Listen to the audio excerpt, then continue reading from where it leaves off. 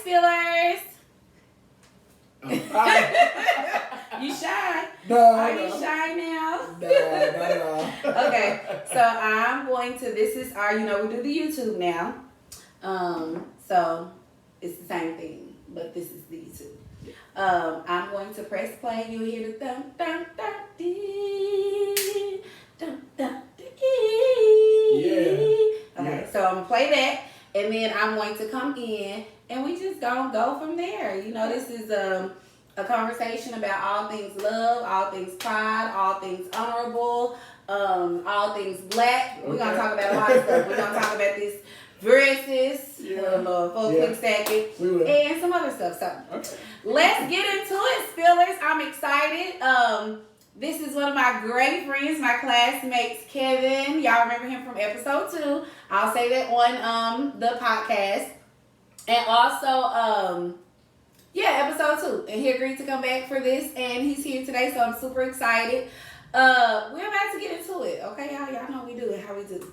This is like the real version. So I love the YouTube because I get a lot of feedback and all that other stuff from YouTube. So just make sure you speak into your mic.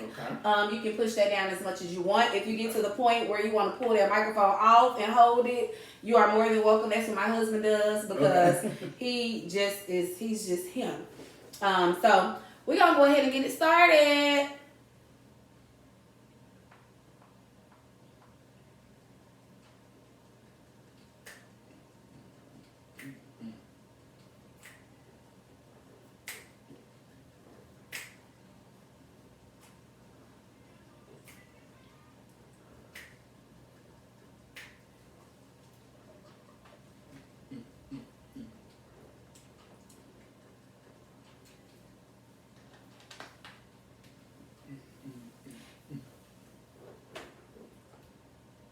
I got excited. We got to turn the volume up, but that's okay.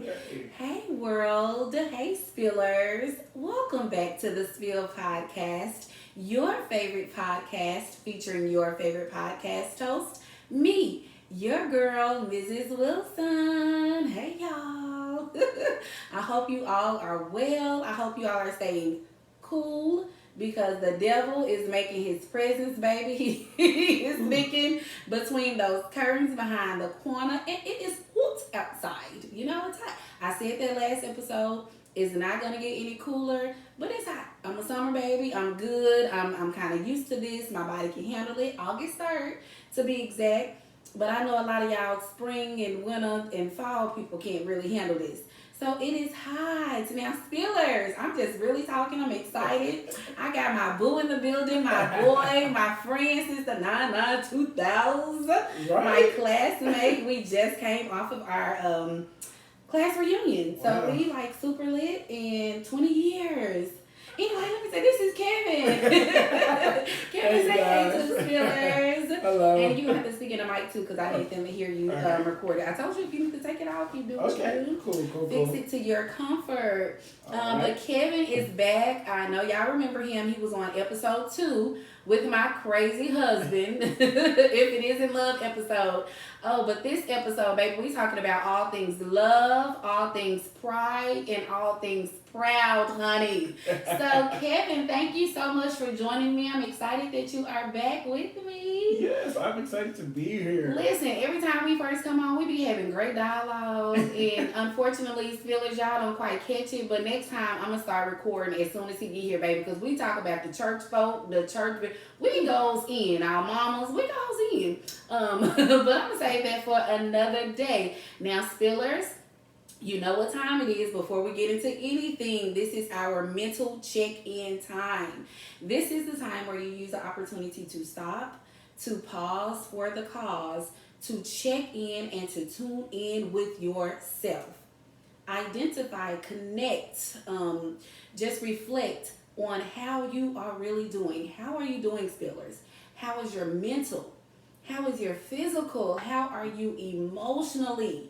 If you feel off or imbalanced in any of those areas, Spillers, say something so that we can do something. anything, a prayer, a workout, conversation, a hug, a little yoga, baby. This is my little big body. Well, I'm not big, but I'm bigger than what I want to be. But I'll get down to do some yoga. Whatever it is necessary that we need to do to make sure that you are on track mentally, let us know. But if we do not know, we cannot extend the help and help you to get where you need to be. Y'all know I said every other week on the Spill podcast, health is wealth, baby. I believe that with everything in me. In order for you to be wealthy, you must first be healthy. And that's mentally, physically, spiritually, emotionally, all the leads. You gotta be healthy, spillers, okay? Now, Kevin, whenever you enter the Spill podcast room, you know you got to do a check-in. Yeah. I know, I see you work out, you eat good, you do all that good stuff. So I need to know, how are you doing? How are you mentally? I'm good. My 12-year-old brother has been here for the summer, so he's kind of kept me a little sane. Whoop, whoop. He's expensive. But Aren't they expensive? he is Goodness. like pure birth control for me. Ooh, Baby, I'm telling you. Look, you done learned. You learned, like the old folks say that. I'm learning, yeah. Yes. So, but no, I'm good. Good. I'm good. That's good to hear. Baby brother keeping you sane, keeping you young, keeping you healthy, and emptying those pockets. So I get it. And Spillers, I hope you are well. I'm well, Spillers. I'm still doing my exercise routines 3 to 4 days a week, at least 35 minutes of some type of physical activity, cardio. My coworkers can tell you I've been working summer school, so y'all know this is a struggle. But doing my break at summer school, we get a 45-minute break, baby. I'm in that room doing Jerica, Moves by Jerica on YouTube. I'm jogging in place. I'm doing squats every now and then. I'm doing something for at least 35 of those 45 minutes. So I pray all is well with you all, Spillers. Get you some natural vitamin D, baby. That sun is hot. But get up early in the morning and do it. Maybe do it before lunch. Bond with nature. That'll help you mentally, I feel. The exercise. And drink y'all water. I told y'all last time we drink water, but we can't do the packets. And the water, the ice from the water in the wine and the juices in the vodkas. Drink some pure spring H2O. It'll make you feel good, and it'll take you a long way. Self-care is a vibe, Kevin. It really is. Listen, I don't care what nobody says. Self-care is a vibe, and when you start really caring for yourself and taking care of yourself, it'll make your whole stride, your attitude, your swag, everything will just be totally different. Yeah. So make sure you're taking care of yourself, Spillers. It's a vibe. Self-care is the new black. It's the new thing. Yes. So do what you have to do to take care of yourself. So before we go forward, I want to first thank all of my new followers on all of the social media platforms. Thank you. I'm not, of course, where I need to be, but I'm good, slow and steady. As long as I keep seeing increase, I'm good. I'm patient. Well, I'm praying for patience. But I'm patient enough to know that I'm going to get to where I need to be eventually and where I want to be. So thank you for the shout outs, the following, and the shares. I appreciate it. For my new Spillers, for my Spillers that have friends that they want to encourage to be Spillers, share. Follow me on all of your social media platforms. We're on Instagram, The Spill Podcast 21. We are on YouTube, The Spill Podcast.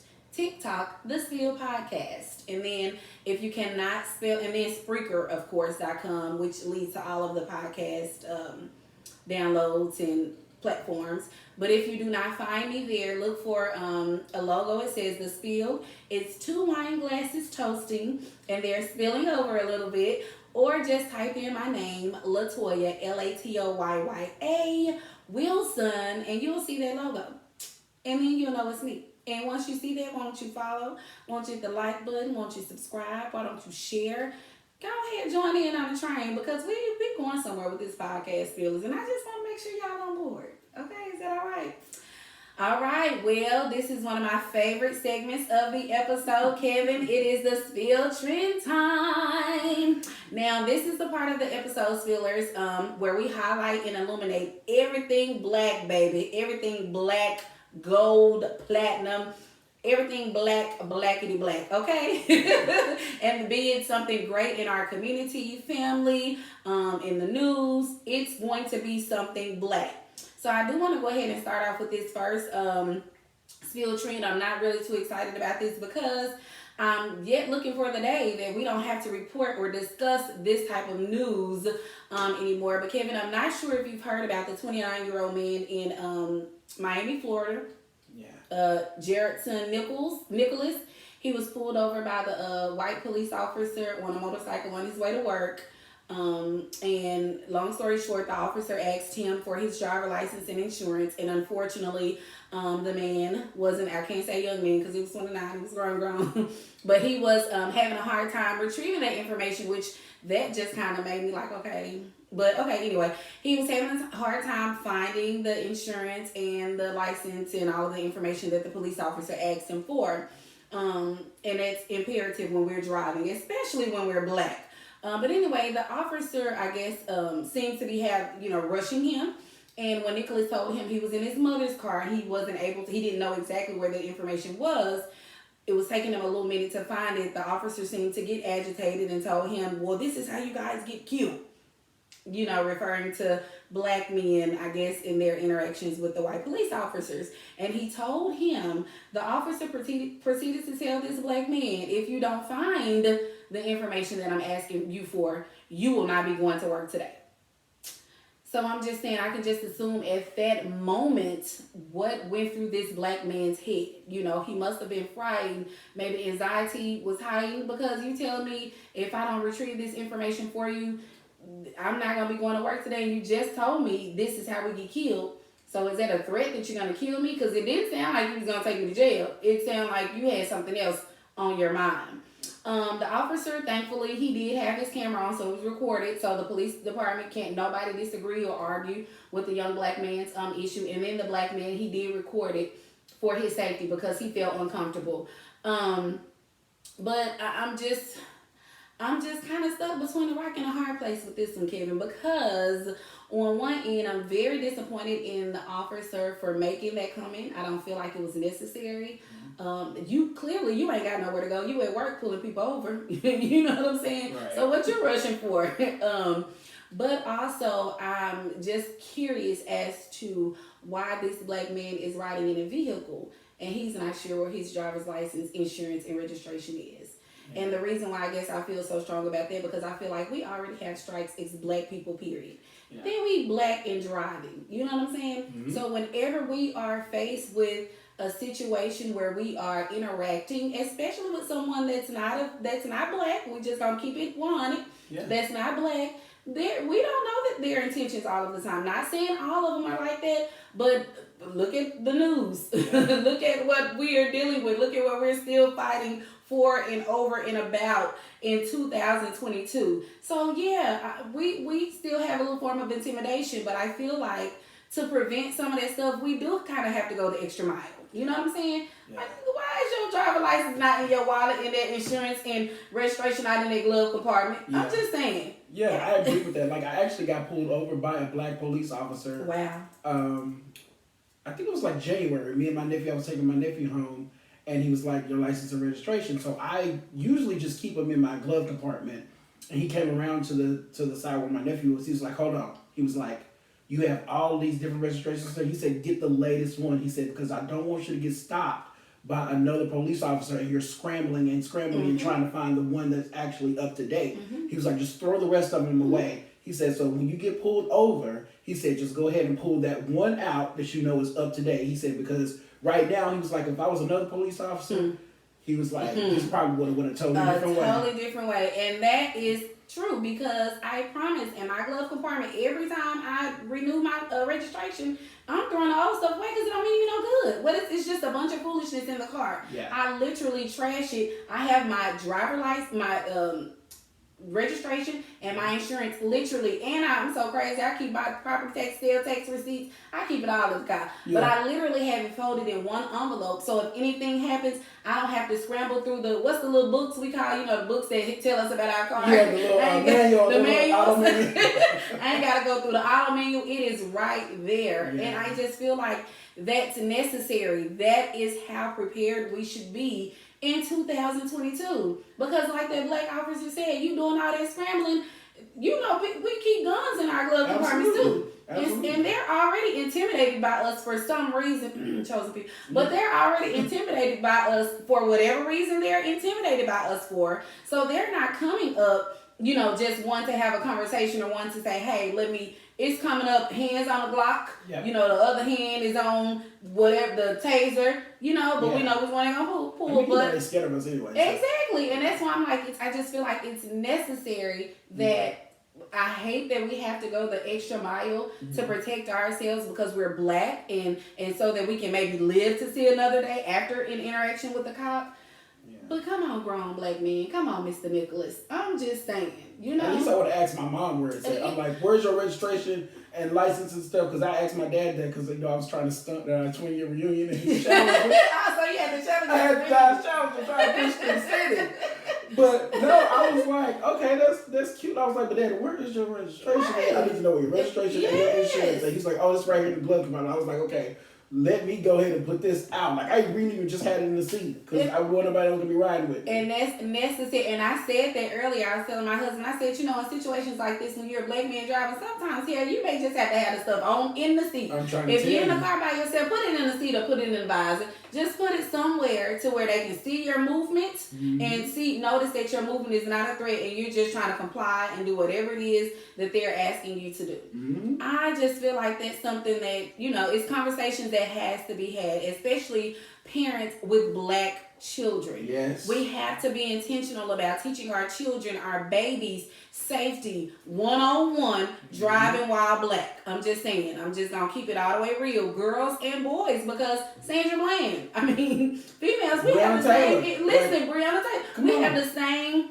issues. We have the same interaction. We're black. So the mere fact that you're black, it's going to be just a little bit difficult, but just have your ducks in line. Just have everything taken care of so that you can avoid as much conflict as possible. Mm-hmm. I hate that. That makes me sad. But I feel like our chances, black people, our chances of getting killed, conflicts, altercations with, interactions with police officers are so much higher than any other races. Oh, yeah. So the mere fact that they're much higher, like, come on, people, we can do a little bit. Again, we shouldn't have to, we shouldn't, but we have to. It's it is what it is. It's our reality. And sometimes we have to we got to take the higher road. And we have to do what's important, what's going to protect us. And we have to do what's necessary to make sure that we're safe, okay? So, black people, make sure you're having those conversations with your children. My baby is 15. She's learning to drive. We're practicing driving now. But when I say I'm on her behind, she's getting honey. She's getting the Accord. I don't want to. My husband like me just for safety reasons. But I'm like, safety reasons, but I think about the police officers. You know what I'm saying? Yeah. I think if she's in the car, her windows are tinted, and they come up, and she's a natural girl. She may have her hair twisted. Mm-hmm. She may have it pulled to the back. They may come up and think she's a man. I think about stuff like that. And I shouldn't think about it in depth as I do, but I do. That's what I do. And I just feel like we have to have those conversations so that they can be prepared, so that they can avoid as much as possible, be respectful. There's nothing wrong with recording. You should have one of those things in your mirror anyway. That way you can stick your phone in and just turn your phone towards and you ain't got to hold your phone because then they'll say, I thought the phone was a bit, you know what I'm saying? Mm-hmm. Just anything, man. It's just, it's that. So anyway, let's just do what we got to do, black folks, so we can, like John Witherspoon say, fight and live to see another day. To see another day. Okay, so I do want to do, I'm excited about the trends. Normally I do maybe 1 or 2 trends, but I'm going to do a couple of trends today because I got my boy in the building. I know it's going to be some great feedback and dialogue, and I'm ready for this. So I do want to go ahead before the next trend and shout out 2 of my most favorite people in the entire universe. Judge Greg Mathis and Bobby Brown on their family reality TV shows. Now, y'all know I don't do spills with the tea, none of that. But I have to give these 2 some kudos. I have loved them forever. My daddy, rest in peace, Black Hope, introduced me to Bobby Brown in the early 90s. Yes. My daddy, y'all, was a musician. composer, lead guitar player. He loved music, all type of genres. He loved Bobby Brown, baby. And I get in the car, every little step I take, and then it's my prerogative, baby. He used to hurry up and say, it's my prerogative. I'm like, Daddy, who you mad at? Why you gotta turn it up so loud?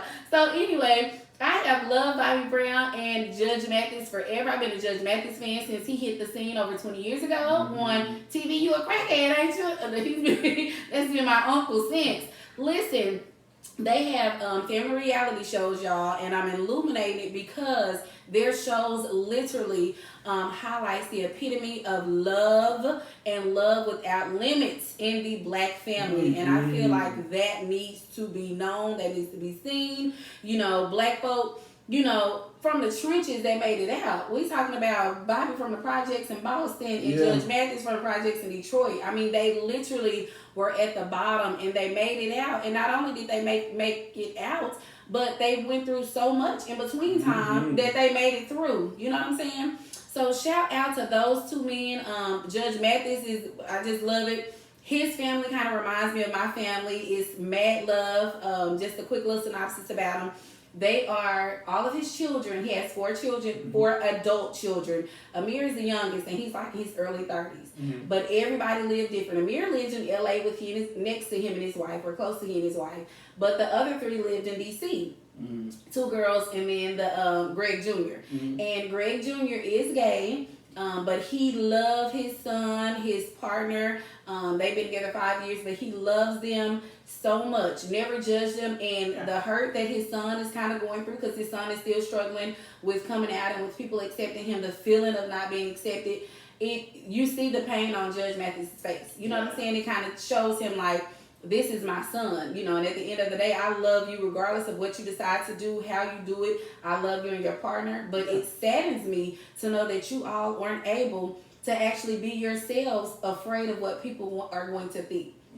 So just seeing that love, you know, I'm you know, LGBTQT, don't add no letters. I got it don't right. add no letters. I'm fine. I got it right. I'm fine It's dear to me. I have a close family member. I have close family members. I have friends.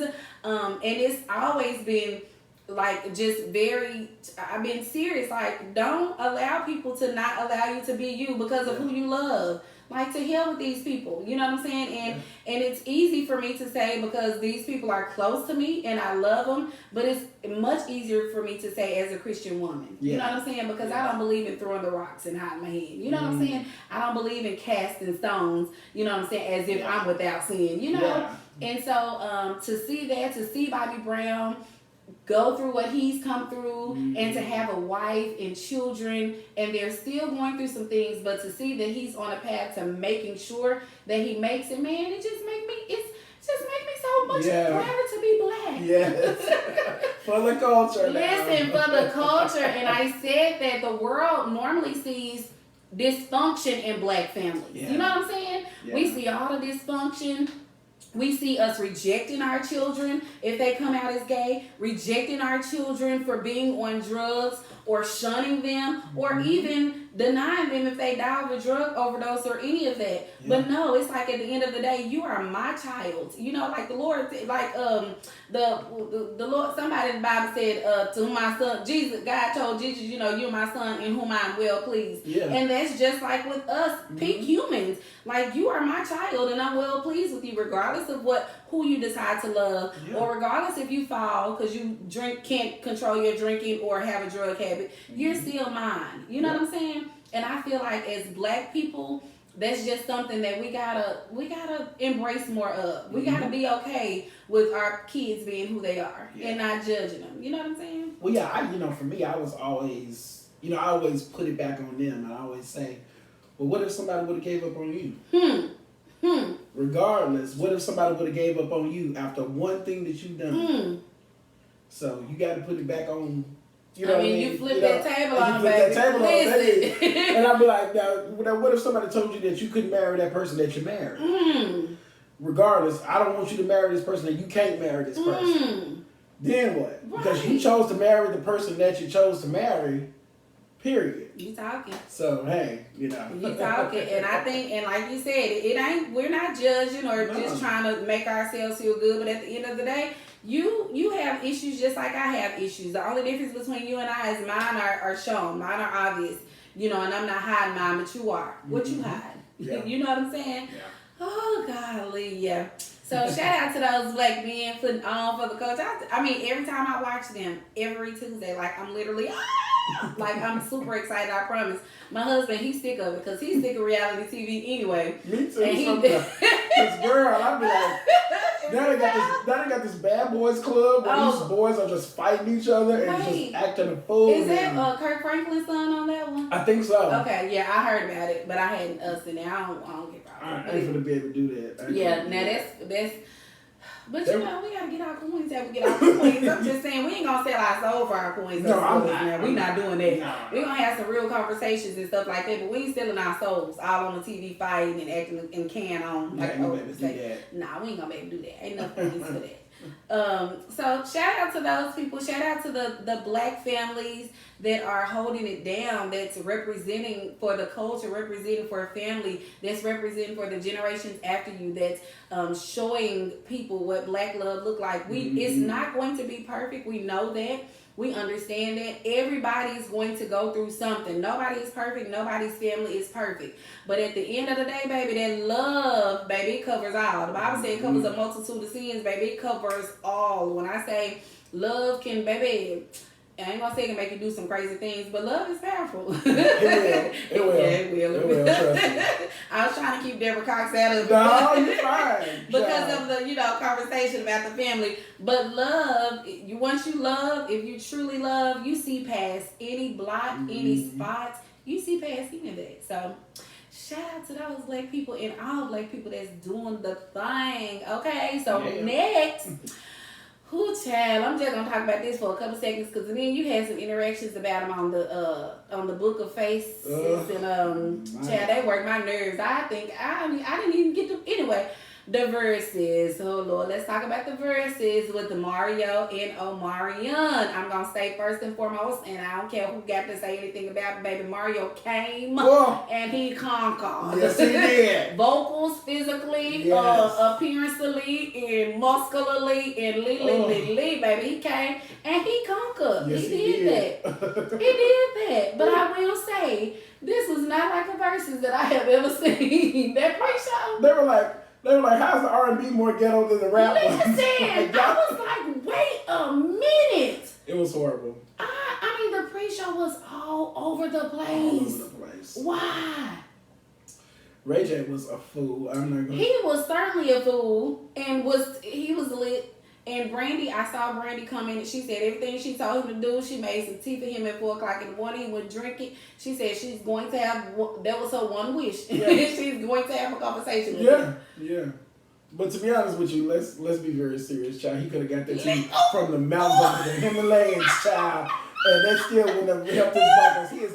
He is not Brandy, okay? Listen, I said, like, my husband does not sing, right? Yeah. So he really don't, he can't tell you what a note is or nothing. But I'm like, he not going to go back and forth because he don't know if he can sing or not. But my thing was, Ray J had auto-tunes and the not the filters, but those stuff they put on the microphones when they're in the studios. Absolutely. But Ray J has never had vocals. At all. So, I mean, I'm not going to say he's the worst singer. He's a good background singer, put it like that. He probably can do a good tenor section in the choir.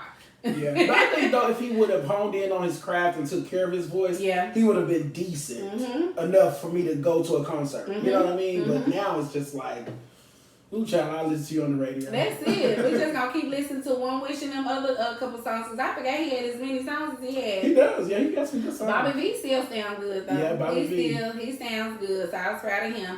Jeremiah came at the old Jeremiah. Try this. I said, what is this? Girl, it sounded like somebody choking a cat. And then somebody said, no, stop. Mario was back there, that conversation. Mario was Mario was telling him to stop. But Omarion was telling him to keep going. I said, see, but he made Omarion look good. That's why Omarion was doing it. Oh yeah. But it was totally different. I love verses. I feel like Timberland and Swiss Beats have been doing the dang thing Yes. since COVID, when we was inside, before we was outside, when couldn't nobody go outside, when it Yeah. wasn't nobody but the artists doing the shows. Mhm. Like, I feel like they have been doing the thing, and so I've always been proud and love watching Versus. I turns up, y'all. My husband can tell you, I said it. We'll have a whole setup like we at the club to watch Versus. But that Versus was certainly all over the place. Sammy seemed a little aggressive. It just seemed. It was. I mean, I think it was probably all fun and games. You know what I'm saying? But for people who took it in a literal sense, like, y'all just gotta kind of be a little more careful. But I think a lot of times, even as black men and they're singing R&B, I feel like they have to prove something, right? They have to prove their hardness. They have to prove their competitiveness by being like mean to each other, and I don't get that. I don't either. Like, why are we doing it towards each other when it's people stealing our stuff and we need to be doing it towards them? I mean, Elvis been doing it. Clearly. He's stealing the clothes from Little Richard. Let's be very honest. Listen, Little Richard, Big Mama Thornton, yes, and Chuck Berry. Hey, we can get into it. But listen, I'm just saying, like, it's still, even some to this day, it's some R&B singers that are not African American that has stole our style. You know what I'm saying? Even Grace, they've gone down to just study how we move. Yeah. So why we not? That's what we need to be going back and forth with. Thank you. But we know who sound the best and all that. You ain't gotta throw it up. Just sing. Because Mario just gave us a master class in vocal ability and agility. And it was live. And this boy had vocals like I was listening to him when he was 15. Yes. You know what I mean? And I was just glued to the TV when he came on. And my daughter been listening to him lately. For real? Oh, yeah. She loves music. I'm talking about, I just left her room. She's listening to Miguel. But yesterday she's listening. I said, so now you're Mario phone. She said, he's singing, girl. Like, so now you. But of course, she wasn't thought of when he came out. Yeah. But that brother. And I mean, live, y'all, it is rare where we hear artists that can really go in. I mean, even females. Like, it's rare. That boy went in. Every single song. His falsetto, just everything was just, it just didn't make no sense. It didn't. And I was really jamming out because I was like, okay, this boy here. And I forgot about all the songs that he had. Yes. Mario kept saying, you ain't got no more. And I was like, I forgot about that one. He did that, baby. Mario, he was lit. Look, he talking about who ain't got no more, who, boy. And then at the end, when he said Mario said the person said it's done, he said, man, play my baby. They played it. Everybody was like, ah! And I was in the room like, I know. Said, you know, he was sleep, jumping, moving. I said, boy, you should have stayed up with this one, honey. Oh, so yeah, that was definitely good. So shout out to the Versus. Yeah. Doing it for the black people. I told y'all I really do tea and celebrity stuff, but I had to get into that this week because, baby, that was the social media buzz all week. So that was exciting. Okay, now I got to talk about something that we do not have enough time to talk about. We ain't gonna ever have enough time to talk about. I'm just gonna spend a couple minutes on it because my mood didn't change thinking about it, Kim. So just bear with me, okay, brother? Okay, I'm going to say this, and then I'll let you add whatever it is that you want to add. I'm very, very disappointed in SCOTUS, SCOTUS, the Supreme Courts of the United States. Y'all know what I'm talking about. But the Roe versus Wade. This week, of course, they have allowed the states to make the choices to ban abortions all across the world. Or not the world, just the country, our country, North America. Yeah. And to me, it just proves how far our country has to go. We can ban abortions, but we cannot ban the assault rifles. Sure. That's killing multiple folk for no reason at all. You know, like my grandma would say, and y'all, I don't even be cursing y'all. The Lord is slowly but surely delivering me. But that's just ass backwards. And she was 98 when the good Lord took her home. But that's just ass backwards. Yeah. This is so sad to me. And it's evidence that women are still viewed as inferior to the law and to the bigots that's creating the law. Okay, I'm listening. Add what you want to add. No, I agree. Like, I don't understand how all these white men trying to tell somebody what to do with their body. I just don't understand. understand. I don't understand. Like how and why? Y'all ain't gonna take care of them when they here. And the main pro-lifers ain't adopted not one child out of the system. Not one, and it's hundreds of thousands of them. Yeah. We just did the Central Wait to Walk for Arkansas in May, and it's still like thousands in the state of Arkansas that are waiting to be adopted. So that's just the state of Arkansas. So just imagine the rest of the country. Yeah. And y'all here trying to tell me that if somebody raped me, or if it's you find out I'm pregnant by somebody I don't know, or if I get pregnant by somebody that I know wouldn't help me. Or incest with rape with a incest. Oh, you're telling me that I cannot do it? Like, what is going on? Like, what quality of life would that baby have? And so now our adoption numbers are going to be sky high because we're not going to keep it. So I can't get rid of it. Okay, well, I carry it and I'm just going to give y'all figure something out. Yeah. Now we got to worry about taxes. Now y'all think y'all complaining about government assistance. Or we're going to have a lot of unsafe abortions. Unsafe abortions. And they're going to be killing themselves. Trying to kill the baby. Yeah. You know. It's so much. I'm really just rooting for California though, too, and other places that are more progressive. Yes. To say, okay, you guys can come here and get them done safely. Yeah. But you never know. But I think the governor of California is trying because he was on. I saw him on David Muir yesterday, and he was one of the ones that is not banning them in his state, and he's working on opening his state for people to come if they need to do it. Because, you know, as soon as the Supreme Court passed it, baby, you know, our governor posted on Instagram real quick. The state of Arkansas is going. I just swiped right past it. That's why it's very important that we get out and vote. It's very important. It's very important. Elections are coming up. I just had Antoine on the episode before the last. It's important. Him and Frank are going to come back. It's important, y'all. We got to vote. And like they said, whatever we're doing in our local elections, that's what determines what hits the floors in D.C. And people don't really think about that. They only vote for the president. And it's just silly to me. President don't do nothing but don't care nothing about what you got going on. It's your local politicians that are helping you. And we all, you know, some people don't like the politicians. They don't they don't do nothing but lie. They scam. It is what it is. But if you can get somebody in office that's true and that's sincere and that's really for the people and for the community, we'll see some change, like in California, like in Georgia. You know what I'm saying? Like, but we have to get out and do the footwork. We got to do the groundwork. But not only that, too, it's like when we get them in office, we have to hold them accountable. And say, hey, you said when you got in office that you were going to have this, and this in place. What's up? Absolutely. And we don't understand our power as private citizens. Absolutely. Right? Because we can go and make change because they have to listen. They have to. Because it's our voice that's going to get them to whatever position they're trying to get to. And then once they get there and get to clowning, baby, we're going to go for the next. As soon as them 2 years up, we're going for the next. And I'm with you. Like, we got to do it, people. We got to do better. We got to do better. Go vote.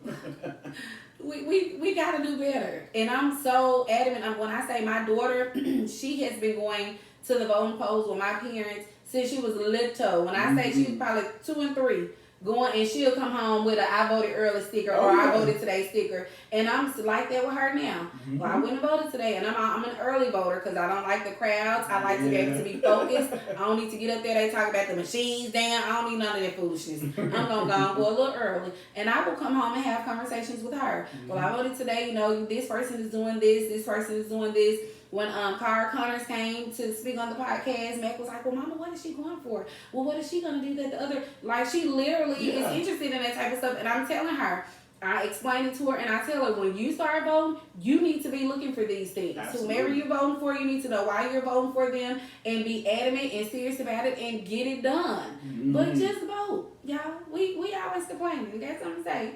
And mad about this abortion, right? But y'all done help put these folk on this Supreme Court. This is what we do, is we are so reactive instead of proactive. Another thing, too, is we say, oh, somebody else is going to take care of it for us.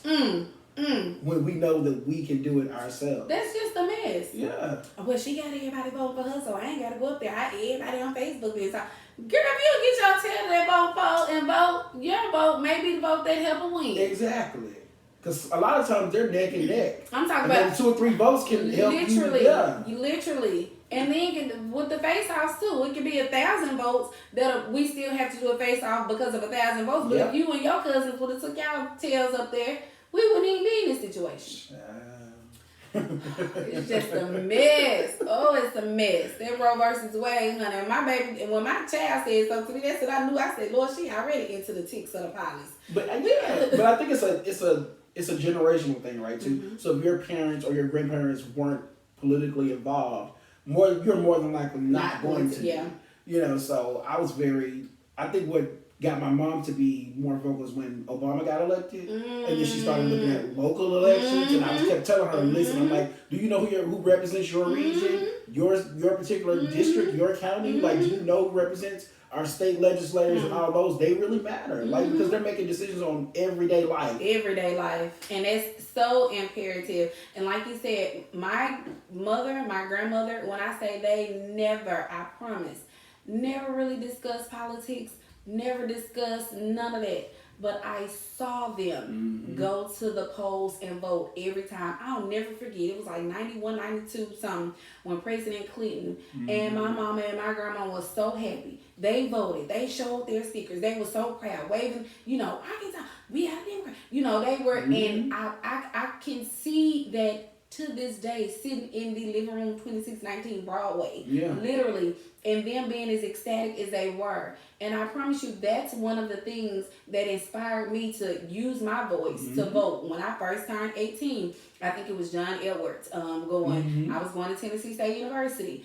At a church, in a long line. I was in this line for about an hour and a half. Yeah. And some people were complaining, and I heard an older lady say, hey, 20 years ago, 30 years ago, 50 years ago, we couldn't vote. Y'all little young feet to be out, you know what I'm saying? Yeah. Like, stuff like that has always motivated me to make sure that I'm doing my part in making my voice heard. Even if the choice is not the choice I want to do, I'm going to play a part in trying to get it to be what I want to do. At least you know you did your part. Absolutely.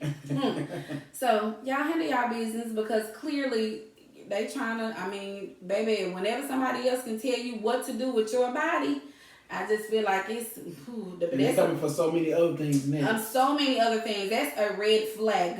That is coming for a lot. They were talking about it. We'll talk about that too. They was coming about the gay rights, the gay marriages, and all that. They're coming for it. Yes. So we got to get on it, people. We have to get on it. I really want to know why Clarence Thomas ain't said nothing about Love versus Virginia when he. Because your marriage was illegal. 60 years ago. So let's be very clear. Because you couldn't marry no white woman 60 years ago. But his wife, they Trump people. So what we expect out of him? Child, nothing. Oh, okay. So I'm just saying. His wife, she probably gonna be under investigation too for her little sneaky link. Right. It was sneaky link. Whatever it was, her text messages in regards to the insurrection. But Anita Hill told us a long time ago about Clarence Thomas. Baby, listen. Did nobody believe her, but she told the truth. Listen, and then look how he looking at all them pictures and stuff they take. Yeah. He just look mad as hell, just evil, just angry just all bitter. The time, like just bitter. Like, boy, man. You should have got you a sister. And shoulda. It's too late now. It's too late. Bland food. Listen, bland food and looking at what he got to look at every day. That's exactly what he get. Okay. Because she ain't gonna age like this. She ain't gonna age like this. She ain't gonna age, baby. She ain't got the jazz, the pizzazz, the sauce, well, Clarence, good luck. No, okay. So let's do what we gotta do as far as the vote. So let's get to it, y'all. It is the spill topic. Now, I reminded y'all last episode how dope the month of June is. Now, Kevin, my husband, I think he ain't said, but he like looked at me. He always tell me stuff after like we record. He don't ever tell me during the recording. He like, I don't want to say nothing during the recording. I'm like, we are real people with real experiences, having real conversations on the spill. You supposed to. Yeah. So I said, June is one of my favorite months. He looked like, girl, you said that last month and the last month and the last. I'm like, boy, I have a few favorite months, but I love June because, of course, Alzheimer's awareness. May my granny rest in peace. She's been gone a little bit over a year. The Lord blessed her with 98 years. Her last close to 10, she suffered with Alzheimer's. But she was a great Alzheimer's person to me because her struggle wasn't as bad as other stuff. Yeah, my grandpa was like that too. He was 81, but his wasn't. He just didn't remember. Like, he remembered whose child you were. Yeah. He didn't remember your particular name. Yeah, especially the younger generation. Yeah. And my grandma, she would call my mama name. She would call her other kids' name. But she would call her grandchildren, her great-grandchildren, like her sisters and her brothers and stuff like that. And then she still talked to us and said, how you doing, Mama? I'm all right. How you doing? You know, she still, you know, so we were blessed with her journey during that disease. And then June is also Black Music Month. I come from a musical family. Shout out to the Hunters in the city of Little Rock, Arkansas. And I love music. I sing. I don't play. But I love all music. Like, I love music. So this month is just dope because it's Black Music Month. And shout out to the BET Awards. We've been I was like, I'm going to see that tonight. I'm excited. So the BET Awards. And make sure, Phyllis, you give me some feedback on the BET Awards too. But last but not least, the month of June is Gay Pride Month. Y'all see, I got on my Love Win shirt and my rainbow because I love everything happy, baby. I don't say gay, I say happy because you know, a lot of people are so quick to judge them again because of who they love, but they have the most purest heart. It's hard to be more pure than the heteros, beteros, letteros, Christian roles. They just some good people. So anyway, Kevin and I are about to have a raw conversation about the true understanding and meaning and representation of all things love. Love wins, y'all. You know. So I do want a disclaimer.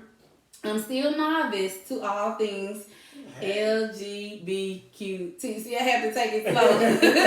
So I won't mess nothing up. But y'all, I am certainly an advocate. I'm an activist, and I'm a real supporter of all things that they do. I have family again. I have folk extremely close to me who are part of this community. And baby, the South Side will come out. It's war behind them. Do you hear me? It is war behind them. Yeah. As a proud Christian woman, I wanted to have this conversation because I feel like that this is a narrative that Christians, some Christians, not all, but some of us can be very hypocritical when it comes to these type of conversations because we care about whoever loves. And at the end of the day, God is agape.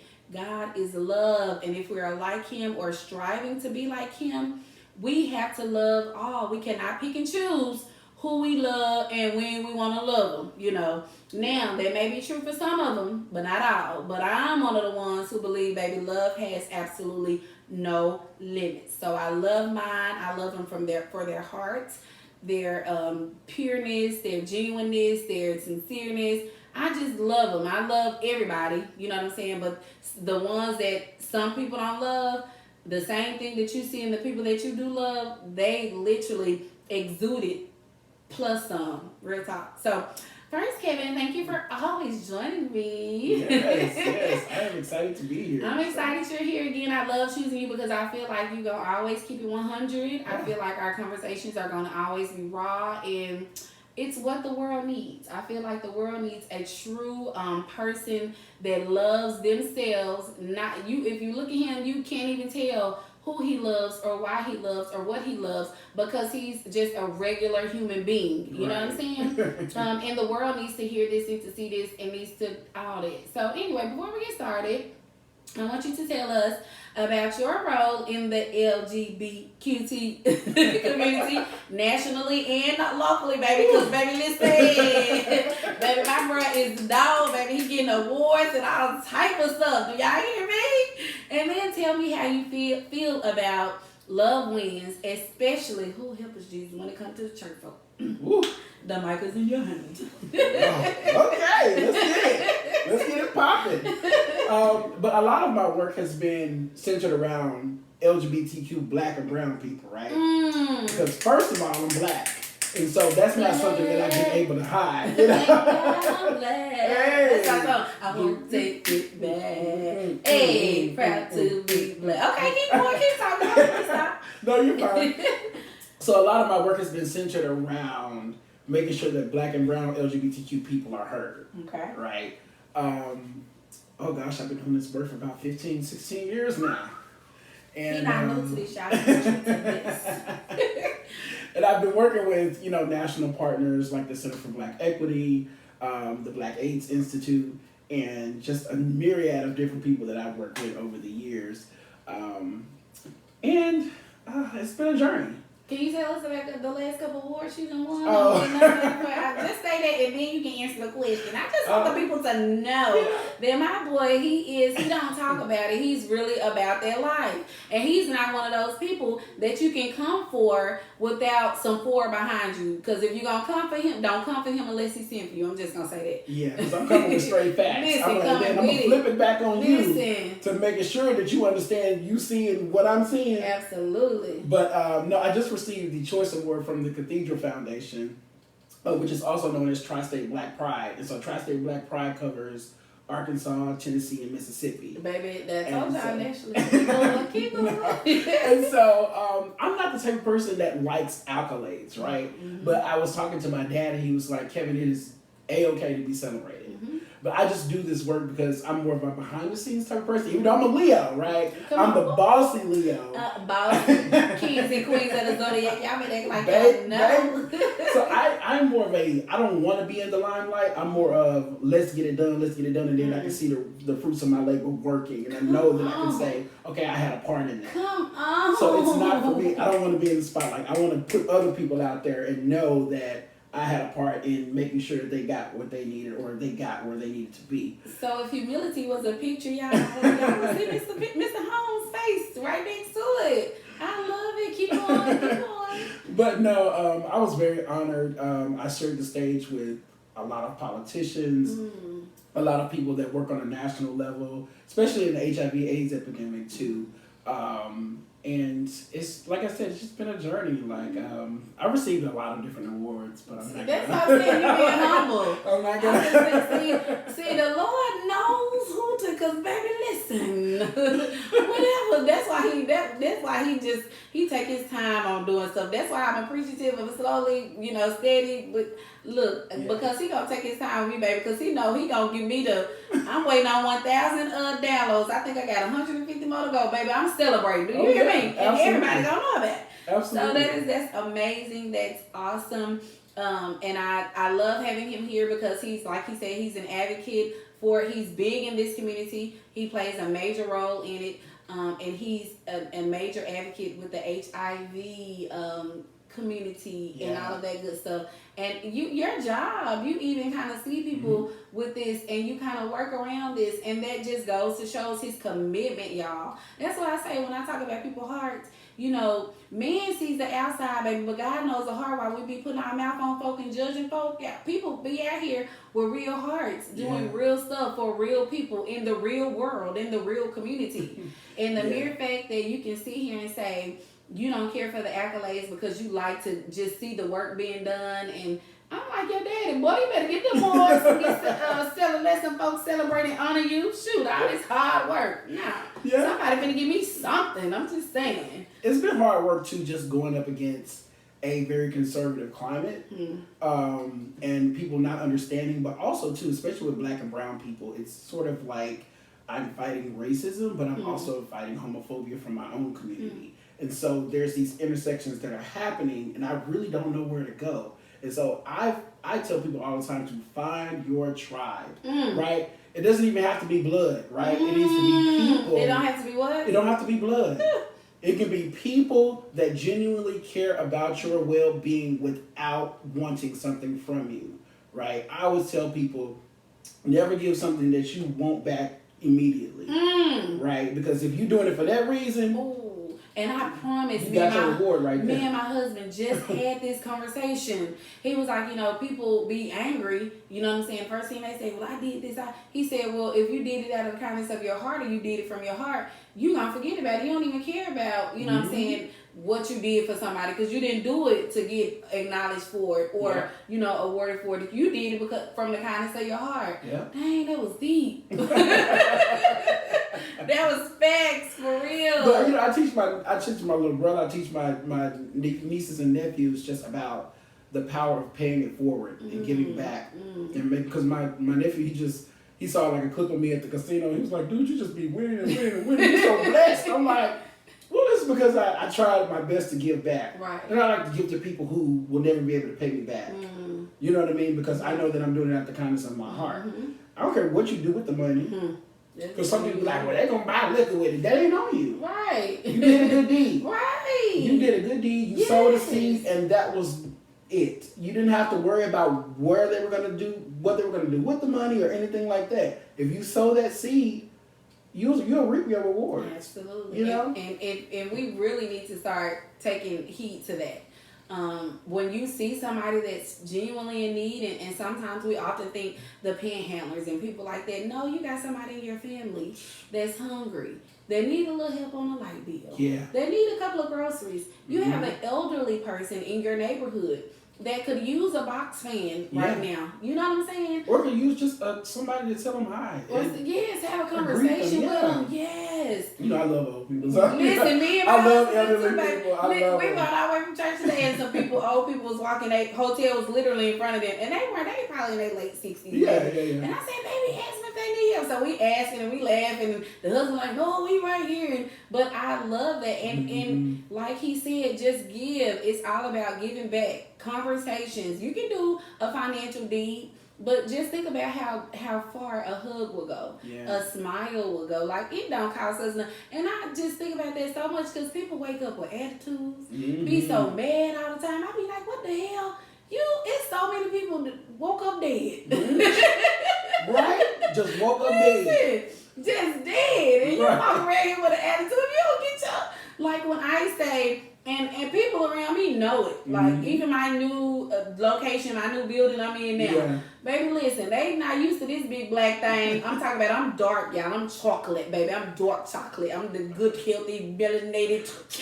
I'm chocolate. Listen, and with a big old white smile, some big old white teeth, baby.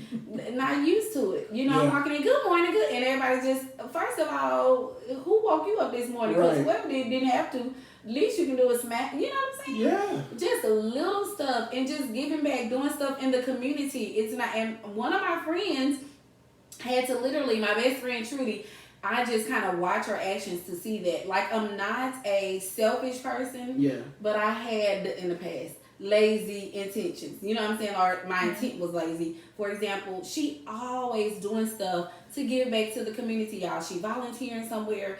The food banks. Thanksgiving morning, she do all the time. And I'm just like, sis, I probably ain't gonna be able to do that, but I promise I can send some money. Tell me who, you know what I'm saying? Tell me who to send the check to. I was that person, like literally will hurry up and donate before I go give some time. But I had to learn that your money is good, but your talent and your time is even better. You know what I'm saying? And so I'm literally growing into this person that's okay with going to volunteer, going to the walk, you know, going to, you know, the food banks or whatever. And sometimes it's all, and for those who don't have money to give, you giving your time and helping people is even more better than money. You know? I agree.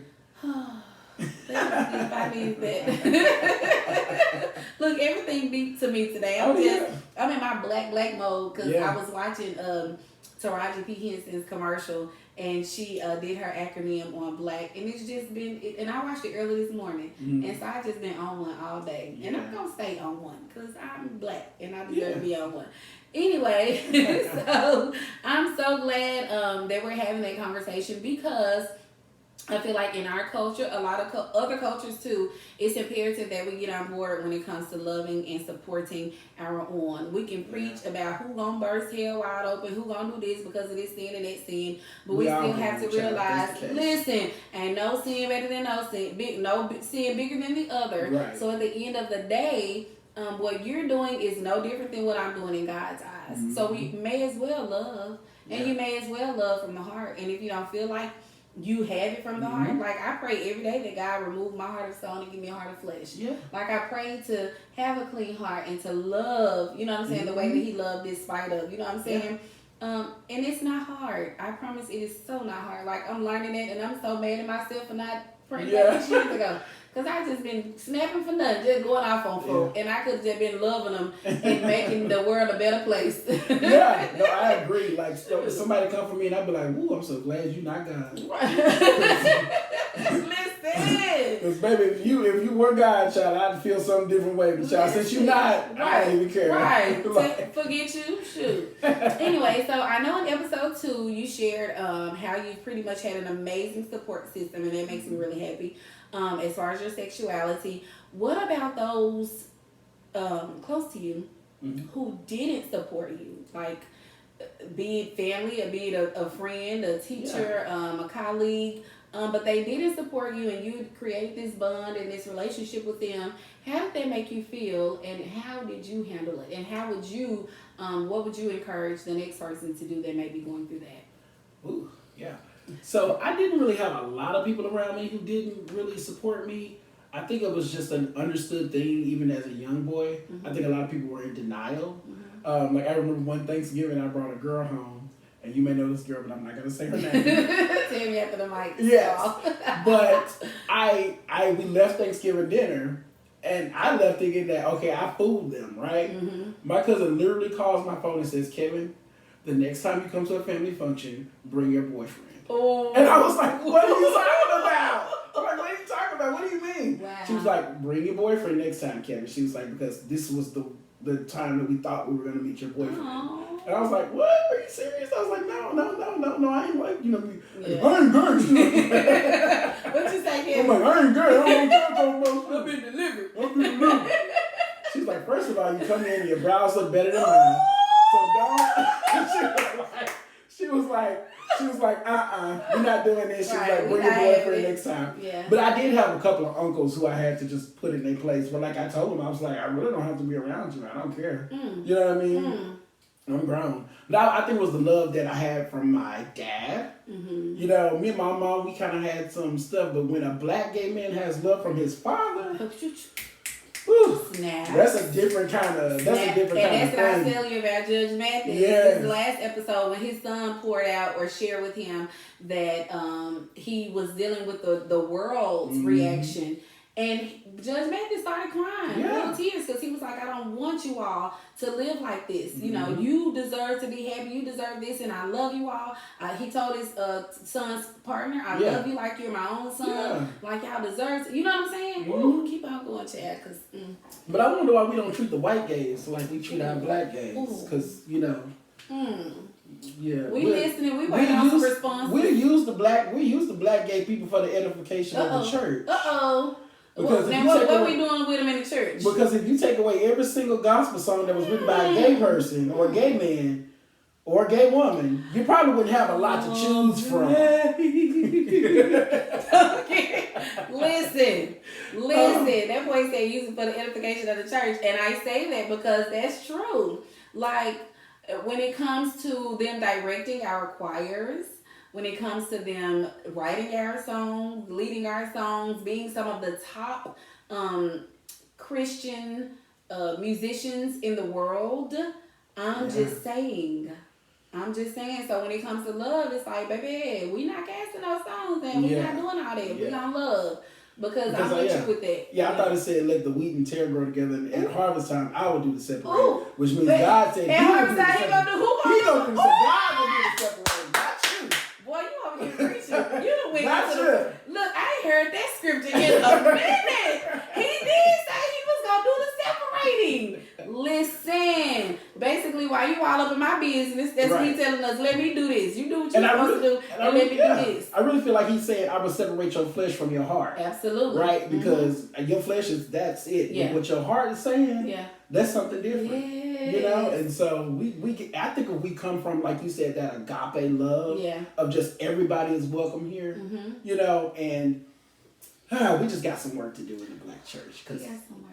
And I believe we're going to get there. I feel, especially within the last few years, I feel like the COVID, us having to actually sit down and sit in so much of everything that we have missed not even missed, but everything that we've swept under the rug. Yeah. We've had to face things that we never thought we would have to face. Mm-hmm. We've had to, for those who have not gone to therapy or went to therapy prior, because I started therapy way before COVID, but for those who were introduced to therapy because of COVID, it's kind of made them sit in so many of their issues and so many things that they've been battling with. Mm-hmm. I feel like, Antoine said to me, he said, you gotta be just a little more graceful. I feel like a lot of people are like that now. Yeah. Like people that I feel like were mean, people that were just mean for nothing. Yeah. I feel like the world is a better place. But see, I don't go around them people.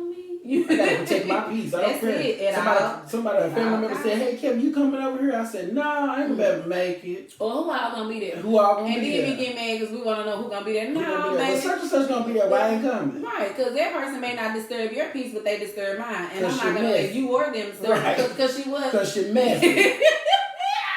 I'm not gonna let you or her or him disturb my peace. So no, I'll gracefully bow out. And that's another thing too, y'all. We gotta be okay when folk don't always want to come around to celebrate us because of the company that we keep. Mm-hmm. I had to learn that the hard way. Yep. Like why she won't, and it's because of the people that surround me. Relationships are different. Energies are different. You know what I'm saying? And I may be strong enough to be able to be like, girl, she be all right. You know, ain't nobody studying her. Come on, tell her to come anyway. But the other person that I want to come may not be as strong. You know what I'm saying? Yeah. And we have to be okay with that. Yeah, you don't want nobody coming to your house wreaking havoc. So why you want to bring, you know what I'm saying? Maybe there's family members that don't even know where I live at. They be like, Kevin, I heard you moved downtown. Where about? Downtown. You heard right. You heard right. Downtown. You'll never know. Right. Because I live in a secure building that you'll never be able to see me coming in and out of. That's so it. It's fine. You'll never know. Oh goodness gracious. But yeah, these church folks got to come to people in love and support, and I don't mind you telling me anything about who I am, right? But if I know that you are this, and that, you gonna be able to tell me nothing. No. Like one of my cousins gonna tell me some, Kevin, you still out there doing that gay stuff? I said, your sister still got your kids? Ooh. Because I feel like you should be worried about getting your kids back. You ever worried about the wrong thing. You worried about the wrong thing, baby. Because I'm grown over here. Grown. You know what I mean? And I ain't got no kids. I ain't got no kids. And somebody else got your kids. I'm not here on vacation. Ooh, child, you sure live on vacation. But I said that to say that a lot of like the gay reads and stuff came from us having to defend ourselves all the time because people would call us all kind of different derogatory names. But we have to fight with our, you know what I mean, with our mouths, with our words and stuff. Right. Because, I done played a dozen with people, you know, I be like, well, that's why y'all lights about to get cut out. You don't know who your dad is. And, you know what I mean? Like, I know it. They be like, but Kevin, we was just playing. I'm like, well, I don't play like this. I don't play with your kids. Don't play with your kids. I was going to say play with your mom. But anyway, so speaking of love and support, Kevin, now, all LGBTQ people are not true advocates of the movement. And I say that because I know some of them, I'm not going to say that they're ashamed of the movement, but they're ashamed of their choice. You know what I'm saying? Like, they love to do it behind closed doors. But in the public eye or around peers, colleagues, family, baby, you knows nothing about it, right? Yeah. And so the mere fact that they do not want to represent this community, which I feel like if you're a part of it, whether you want to be or not, you should represent it proudly in the way that they should. How do you feel about that type? Well, a lot of it is too, like, because, I like to get to the root causes of things, right? I like to get to the root of why people, feel that way. Right. So a lot of it is that, especially the black and brown families, we got to either choose to be black or gay. And we really choose to be black because, you know what I mean? That's what we are known to do. Yeah. Another thing about that is that the straight community has a part in that DL culture. Because we'll say, oh, be yourself, but we don't make it easier for people to be themselves. So why would I come out if you're not going to make it easy for me to be myself? Why am I'm not going to be able to walk down the street with my partner or anything like that. So I'll just choose to even just back all the way out of it. A lot of other people move by their culture and not necessarily by their sexuality. And so the lesbian, gay, bisexual, transgender, a lot of times it's lumped in because they don't actually fit into the binary, which is heterosexual man, woman, right? But lesbians don't hang out with gays, and gays don't hang out with bisexuals, and bisexuals don't hang out with transgender people, and so a lot of people just pick and choose their battles, basically. A lot of it is that, you hear so many different derogatory things coming from the people that are supposed to love and protect you. You don't necessarily want to be a part of a community that you probably should be a part of, because you will probably be able to find so many different people who are maybe going through the same things that you're going through. And so a lot of it is that, okay, I'm just going to live my life. This is just one part of me. I'm not even going to, worry about it. Now, the DL culture, of course, I don't agree with it at all. The DL culture is not something that, I just don't agree with that. And can you explain the DL culture to the spillers that Yes. So there's a difference in being down low and discreet, right? So there are people who are discreet, who may be educators and stuff like that, who are saying, I am who I am, but I don't need to wear a rainbow flag, right? I know who I am. But then there's the DL culture, who they present themselves as straight, but then they go and sleep with women, or they have wives and different things like that, and then they go and sleep with men and transgender women. And so that's a whole different, ball game, whole different conversation. But like I said, a lot of times, our culture is so homophobic that we contribute to the DL culture. Because I've always gotten, oh, you too cute to be gay and all this kind of stuff. And I'm like, I didn't know that was like the criteria. Or like, so I'm supposed to be ugly again? I'm supposed to be ugly again? I didn't realize it, Right. Well, all that going to waste. I said, girl, trust me, it ain't going to waste. Listen. Baby, it ain't going to waste. You just ain't getting it. You ain't got access to it. You just ain't getting it. You ain't getting it. Oh my goodness. Oh my goodness. And I love that you brought up that, especially with the DL community, because I feel like you said, that's a whole nother conversation that needs to be held. Yeah. And I'm not gonna crack a egg, because I can scramble it right now, but I'm not gonna do it. Yeah. But that's it's big in the Black community. It is. You know what I'm saying? Because we walk around, and I literally have met people that I dated somebody back in the day that just hated everything gay. Wow. Yeah. Everything he just, and when I say I promise, I knew like prior that it probably wouldn't go anywhere past what it was at. But he made me like, I wonder if he, you know what I'm saying, doing what he do. Because your hate is too real. You grew up with both your parents in the home. Yeah. You grew up a Christian, you know what I'm saying, in the church. You had all of these great examples and all of this. So you know what love looks like. Why are you so mad at them? Yeah. You know what I'm saying? Yeah. And that, I've always scratched my head whenever I run into a person, and I'm talking about 15 years ago. You meant to be 38, and I'm talking about a long time ago. Yeah. But now, when I run into somebody that is like that, I can tell out, You know, you don't hate some people, you just want people to think you hate them, but we know better. Right. A lot of people who are against something the most are usually dealing with it internally. Right. You know what I mean? They're usually dealing with it internally, because I have a family member who's like that, who's just this, that, and the other. And then I caught his ass at the bookstore when I was up there doing HIV testing. And like I told him, I said, let me tell you something, bro. I don't care about what you're doing, because your truth is your truth. But if I hear the word faggot or punk come out of your mouth, we're going to have some problems. We're going to have some problems. Because now I got the proof. And so he was like, no. And I said, I get it. I said, I get that you were trying to. I said, but there's no reason for you to down somebody else to, you know what I mean? Right. And because they're not ashamed. Right, because they're not ashamed. But it took me a long time to love who I am, especially in junior high and high school. You know what I mean? High school was hard for me. Yeah. You know what I mean? Because, even though I was cool with everybody, it was hard. Yeah. And I was just like, I didn't know what to do. Like, I thought something was wrong with me.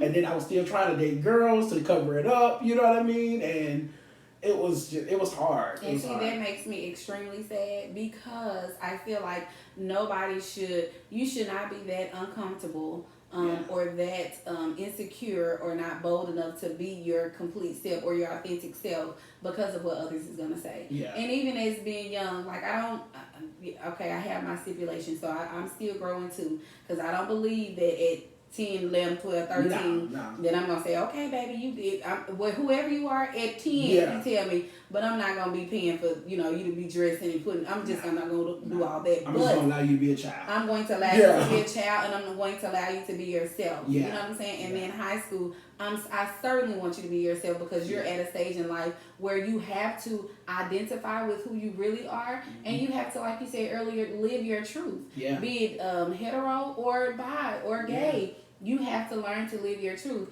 and to not have that autonomy, like that just makes me so sad. Because there's so many people, like kids now in high school, that struggles with that. And that causes depression, man. It causes mental issues. Yeah. And then you're around people that have gay conversations. Like, I even think now, if teenagers that are listening to this field, if you know what your lifestyle is or what your sexuality is, and it's not the quote-unquote norm, be who you authentically are. But if you're around people that has gay comments or conversation, move around. Yeah.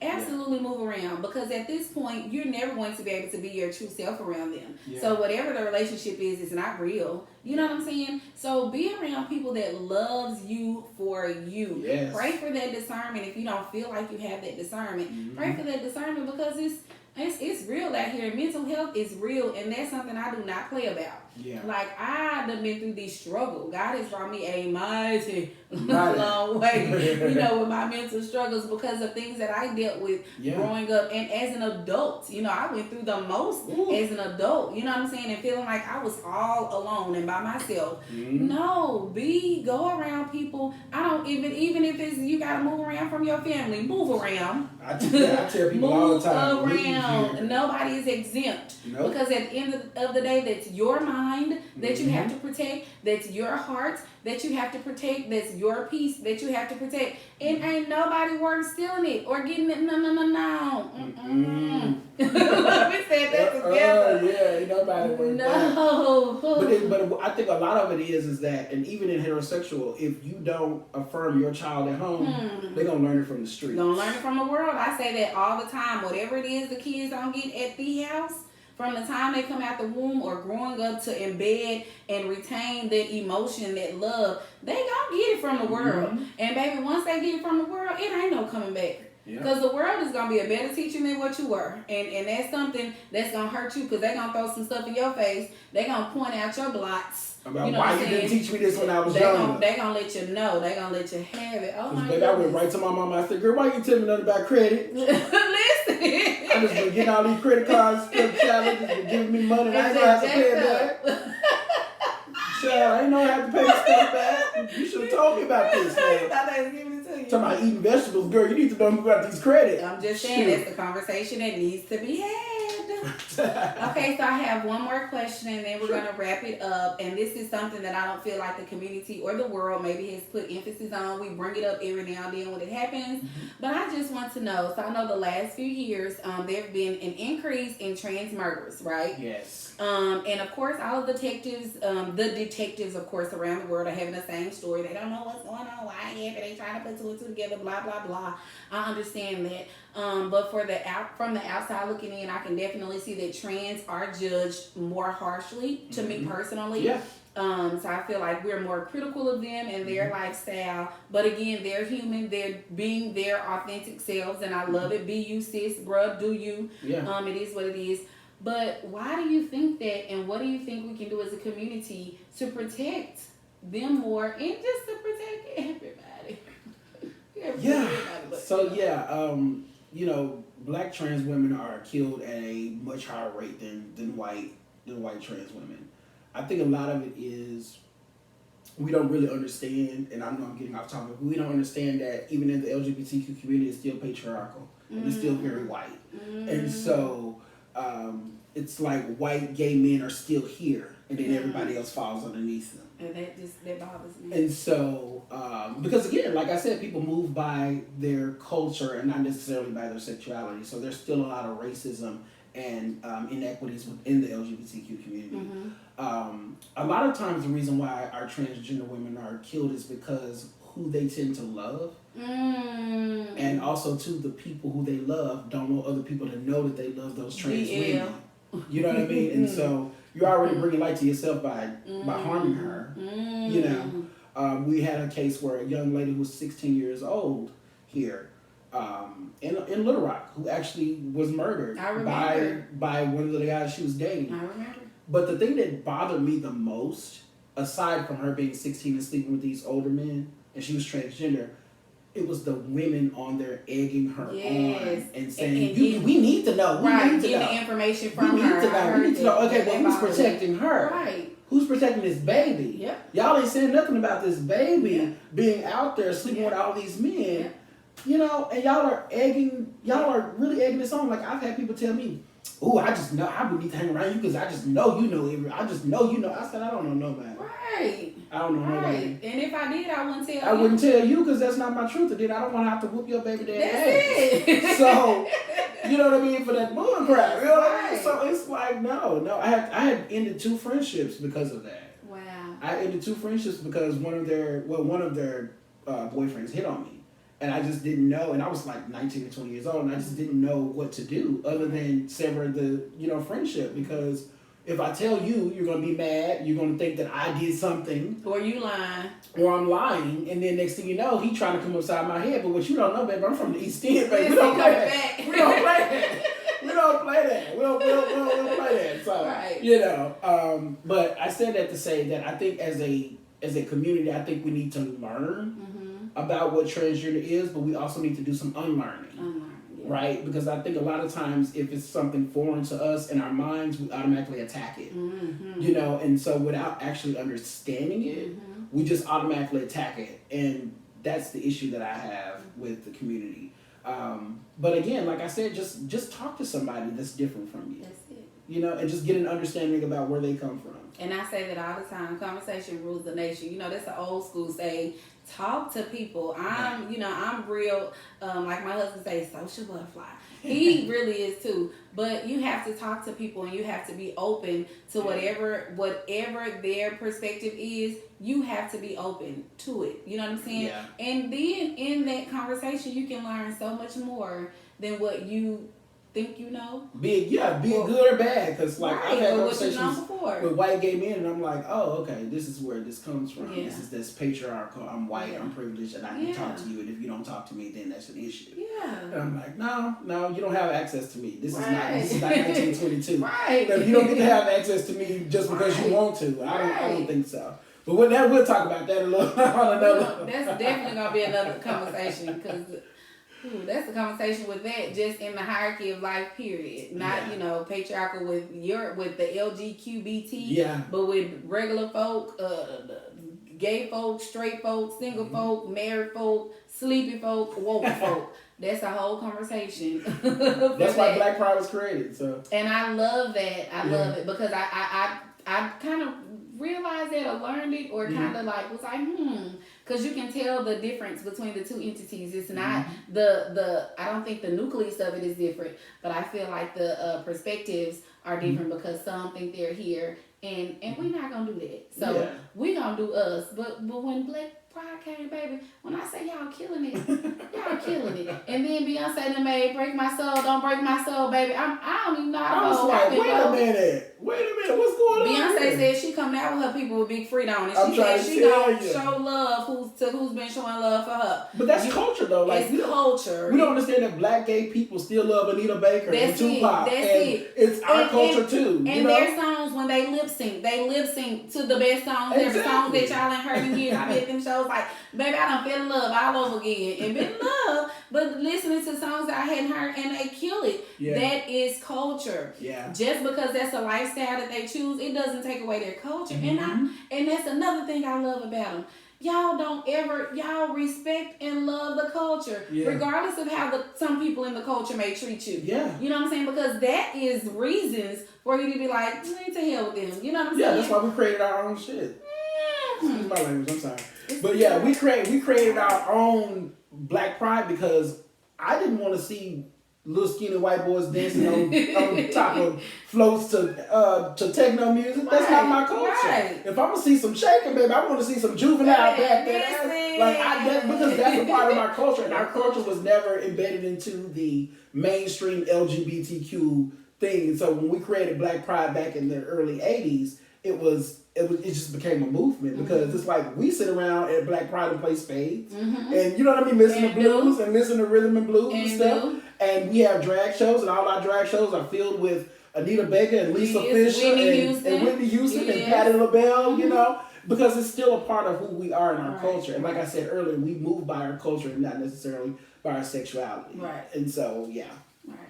Well, I love that. I love this conversation. You're going to have to come back. You already know that. I know, right? I think we need to do like a part 2 to this. We're going to have to do a part 2 to this for real. And we will because I love it. And I love people that are able to be themselves. Despite, I don't care if you're a preacher. I don't care what or who you are. But when you're able to live your pure truth, you're able to be you. You know what I'm saying? And you don't let whatever you decide to choose or do in life control what you project. That does something to my whole heart and my whole spirit. For real. For real. So I appreciate you for coming, Kevin. I'm excited about this episode of The Feelings. They're gonna love it. And I need y'all's feelings to make sure y'all give me some feedback. Yeah. Again, thank you for coming. I appreciate you. You better be lit all month. Listen, y'all, when I say I don't care where I go in the city of Little Rock, I'm going to see Kevin out somewhere. And if I didn't go out that weekend, I'm going to go to his Facebook page, baby, and he's out living his best life. Do you hear me? And even if it's by himself, you may see him with somebody, but more than likely you're going to see him by himself, living his best life. 501 day, I'm talking about everywhere. I be like, yes, Kevin. He's like, look, I don't need no tribe behind me, baby. I got this. I'm good. So, I appreciate you. I appreciate everything that you're doing in our community. Yeah. Congratulations on your accolades. Celebrate you. Yeah. You deserve to be celebrated. Keep living your best life, your vacation life. Look, I'm counting down to my baby get on to college, baby, because we're going to be vacationing then. But keep living your best life. Keep being happy. Keep being the bright light that we need. We need it in our community. I need it on Facebook. You just don't know. I promise. I look forward to seeing whatever you're going to post. And then when they put you in Facebook jail, you ain't been in jail in a minute. Because I've been trying to control, like, I've learned how to use certain words. Okay. And then, like, dial something. Okay, good. Because, usually I just go in. Yeah, you just go in. I'm like, Kevin. Yeah. You been good because you ain't been in jail in a little second. We need to knock on the wood. Yeah, I ain't been in jail in about 24 months. Yes. And I love literally getting when I do my devotion before I get on any social media. Yeah. But when I see anything from you, I know it's going to be either funny, baby, it's going to be deep, or it's going to be some spoken words. And I love it. I look forward to that. So stay out of jail for a little bit, baby. Because when you be gone all the time, I be dry, baby. I be like, oh, Chad. But anyway, thank you again for coming. I love you. And I'll see you soon. Can you tell the Phyllis bye?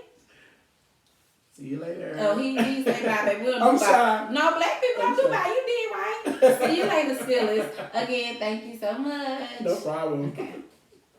Okay, so I pause it because I'll do my little end thing. Yeah. And then I am going to walk Kevin out. I'm so excited. This was an amazing episode. I'm not editing nothing. Listen, my church people, we cursed a little bit. It's all right. We not editing Ned. Yeah. Ned. Because y'all curse too. Curse.